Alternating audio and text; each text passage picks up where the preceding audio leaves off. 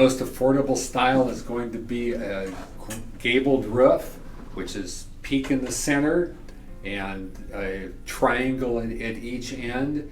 Your building is going to be more economical as it is closer to square as opposed to being long and narrow.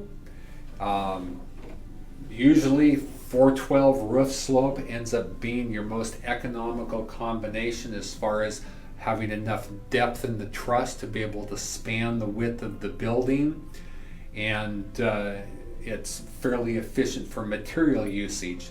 As your roof slopes increase, you're going to have more wind load against that roof that needs to be transferred through the building down to the ground, so you can end up with some bigger columns, and you also have more material in roof steel, and also those triangles on your gable end get larger, so you're going to start to have some more expense there too.